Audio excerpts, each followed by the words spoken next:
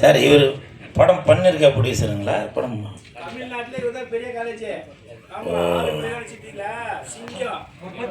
அடுத்த படம் பண்ணுறீங்களா சார்? உங்களுக்கு நான் இப்போ தண்ணிலாம் கொடுத்துருக்கேன், ஞாபகம் வச்சுக்கோங்க. ஆ என்னத்தான் பண்ணுவார்? எல்லாரும் சொல்லுங்க. ஆனால் பணத்தில் தான் எச்சரிக்கையாக இருங்க.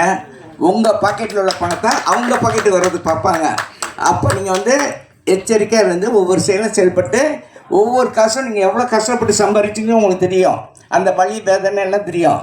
அதனால் நீங்களாம் எச்சரிக்கையாக இருந்து ஒவ்வொரு காசும் உழைச்ச சம்பாதிச்ச சொத்து.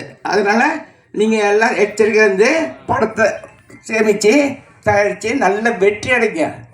ஆண்டவன் வந்து நல்லவங்களை தொக்கடிக்க மாட்டார், நிச்சயமாக ஜெயிக்க இருப்பார்.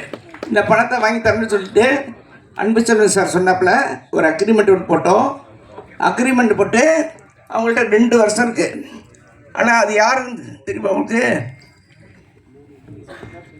சரோஜ்குமார்ங்கிறவர், சரோஜ்குமார் அவர் சங்கரா படம் எடுக்கணும்னு சொல்லிட்டு அவர் தான் எனக்கு குரு.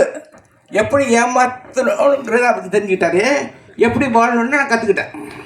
அதனால தான் மனசு வந்தாச்சு, இப்போ வந்திருக்கு. அதில் நான் ஜெயிச்சு காட்டுறேன். Thank you bye.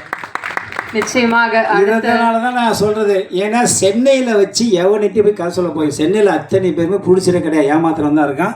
கன்னியாகுமரி, நாகர்கோவில் அந்த மாதிரி படம் எடுக்க போங்க, அங்கே படம் பிடிச்செல்லாம் படம் எடுக்க வர்றாங்க. இங்கேயும் சில பேர் போய் ஏமாற்றி கூப்பிட்டு வரோம். அதனால் இவர் சொன்ன மாரி தெளிவாக நல்லா பிடிச்சத எடுத்து படம் எடுத்திங்கன்னா ஜெயிக்கலாம், நல்லபடியாக ஜெயிக்கலாம்.